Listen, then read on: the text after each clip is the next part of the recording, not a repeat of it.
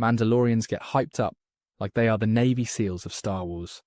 Armoured warriors with jetpacks, flamethrowers, and that oh-so-shiny Beskar.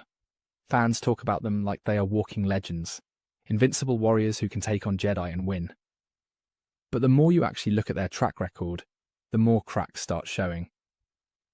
And suddenly that cool helmet does not seem quite as intimidating. Think about Boba Fett.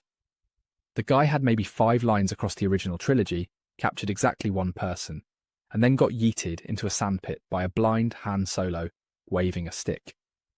That is the galaxy's most feared bounty hunter. That is the warrior every action figure kid grew up idolizing.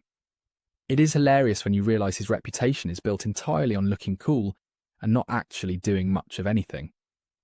Then there is Jango Fett, the supposed prime warrior, the man whose DNA created an entire army. And how does he go out? Decapitated in under 60 seconds by Mace Windu. No grand duel, no epic battle, just a quick lightsaber swing and game over. If this is the greatest fighter of his age, then the bar was apparently set very low. Even Din Djarin, the guy who brought Mandalorians back into the spotlight, spends half his time losing fights. He gets jumped by Jawas, nearly killed by a giant mudhorn, and constantly saved by luck or allies. The man is supposed to be a legend, but he struggles with scavengers in robes. The armour might be impressive, but the results are often comical. And the planet Mandalore itself, once a proud warrior world, now reduced to rubble after endless wars and betrayals. Their culture is a mess of fractured clans, rival creeds, and arguments over whether helmets should ever come off. They hype themselves as the greatest warriors in the galaxy, but history keeps proving otherwise. Over and over again, they rise only to collapse under their own arrogance. In this video, we're going to break down why Mandalorians are more hype than substance, how their history is littered with losses and contradictions, why Star Wars itself keeps deconstructing their myth, and how beneath the armour and the legend lies a tragic truth the galaxy has been quietly hinting at all along. The first time you see a Mandalorian, you cannot help but be curious.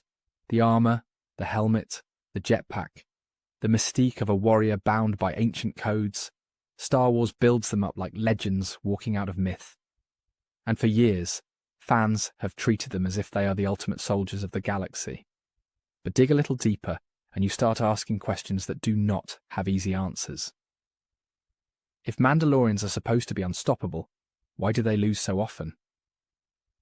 The Jedi fought them in ancient wars and beat them. The Republic contained them. Even the Empire managed to scatter them across the stars until Mandalore itself was left in ruins. For a people built on glory and combat, their record is not exactly shining. That curiosity opens a door to re-examining the myth we were sold. Even their culture is confusing. Some follow strict creeds that forbid helmet removal. Others take them off casually, like it is no big deal.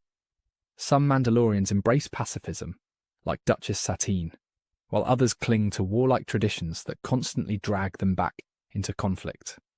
It makes you wonder, what exactly does it mean to be Mandalorian if no one agrees? And then there is the armour itself. Beskar is hyped up as nearly indestructible, yet we have seen Mandalorians get outsmarted, overpowered, and taken down by enemies without lightsabers or force powers. Boba Fett goes out like a joke in Return of the Jedi, tripping into a Sarlacc pit, while half-blind Han Solo waves a stick. For the supposed ultimate warrior, that is not a great look.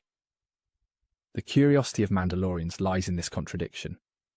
They are built up as legends, but the reality is far messier, far weaker, and far more interesting than the myth suggests. And that is where the frustration kicks in. Because for decades, Mandalorians have been hyped as if they are the galaxy's unstoppable elite, when the story itself keeps showing us otherwise. Fans talk about them like they are unbeatable, yet the actual canon treats them like glorified cannon fodder. It is maddening to see the disconnect between reputation and reality. Take Jango Fett. He was billed as the template for the entire clone army, a supposed prime warrior. Yet, in Attack of the Clones, he gets decapitated by Mace Windu in under a minute. No drawn-out duel, no glorious standoff, just one swing and he is gone. That is not legendary. That is embarrassing. Or, look at Boba Fett. built up as the galaxy's most feared bounty hunter, only for him to accomplish next to nothing on screen before tumbling into a hole in the sand. Sure, the Mandalorian tried to salvage his reputation decades later, but the damage was done. His original legacy was more hype than actual achievement, and that frustration lingers. Even in the Mandalorian series, Din Djarin constantly finds himself outmatched. He struggles against Jawas, he gets beaten down by a mudhorn, he loses fights that his supposed legendary armor should have prevented. Half the time he survives by luck or outside help, not by skill. It is hard to take the legend seriously when the reality is this shaky.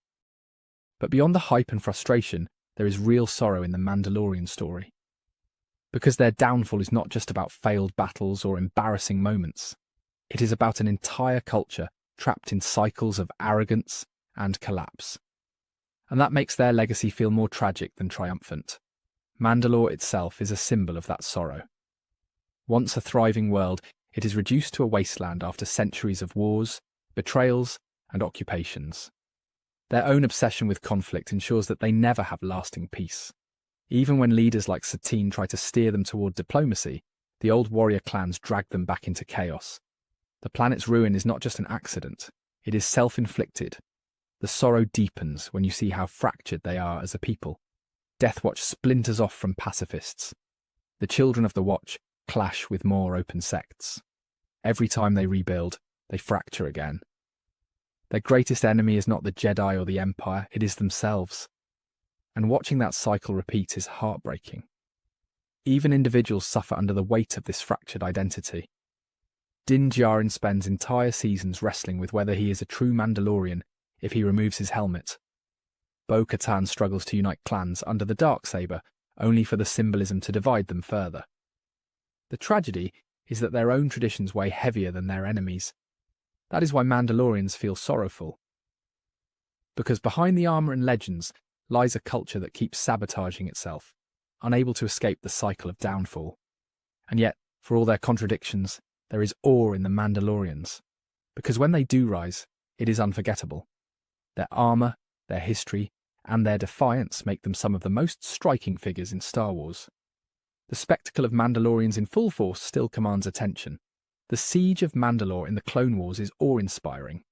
Jetpacks roaring, warriors clashing in the skies, lightsabers flashing against Beskar. It is one of the most visually stunning battles in Star Wars history. The sheer scale of it shows why their legend exists in the first place. Din Djarin has moments of awe as well. Facing down a platoon of stormtroopers alone, or standing shoulder to shoulder with fellow Mandalorians against overwhelming odds.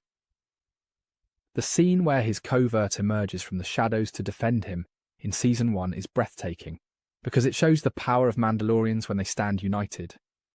Even their history with the Jedi inspires awe. Wars fought across centuries, duels that became legends, and the forging of the Darksaber itself.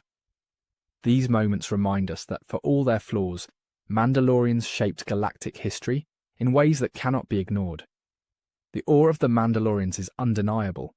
They may stumble, they may fall, but when they rise, they embody everything Star Wars does best: spectacle, drama, and myth colliding in unforgettable fashion.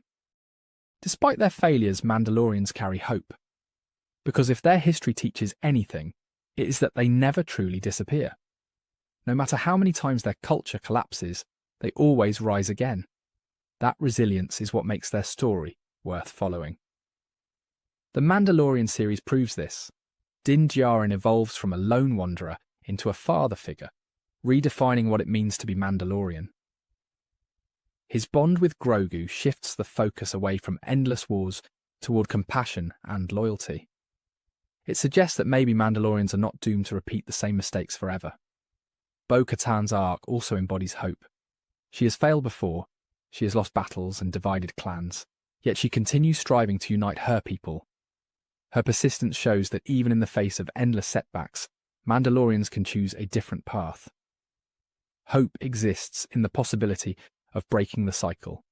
Even the scattered remnants of Mandalorians represent hope. Survivors who cling to traditions, who rebuild armor from scraps, who carry their culture forward even in exile. They show that being Mandalorian is less about winning wars and more about refusing to fade away. That is the hope at the heart of their story. That someday, Mandalorians will learn from their past, and their legacy will be built not on arrogance or downfall, but on resilience and change. In the end, the resolution of the Mandalorian myth is a tragedy wrapped in legend.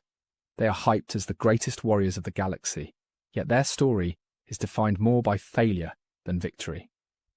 The truth is that Mandalorians are not unstoppable. They are fragile, divided, and often the architects of their own downfall. Their tragedy lies in the contrast between image and reality. The armor projects invincibility, but behind it are people constantly fractured by ideology, constantly rebuilding after disaster. The galaxy fears them, yet history shows they fall again and again. That cycle is not strength, it is fragility disguised as power. And Star Wars knows this. The franchise has spent years deconstructing the legend, showing us that Mandalorians are not what the hype claims. Boba Fett's humiliation, Jango Fett's defeat, Mandalore's destruction, all reminders that myth and reality rarely align. The story itself is telling us to question the legend, not worship it. Yet there is resolution in that honesty, because their flaws make them more human, more relatable, more compelling than if they were perfect. The overrated myth of Mandalorians hides the underrated truth that they are a culture constantly fighting to survive, even against themselves. So yes, Mandalorians are overrated, but that is exactly what makes them fascinating. A people defined not by endless victories, but by endless struggle, and that contradiction is what cements them as one of Star Wars' most enduring and tragic legends.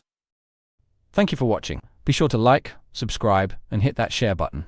My main channel is Critical Analysis Hub, where I post Star Wars content about the movies. My secondary channel is Critical Analysis Hub Plus, where I focus on the shows of Star Wars. And my third channel is Critical Analysis Hub XP, where I post comic books. Be sure to take a moment and check them out. Thanks, and may the Force be with you.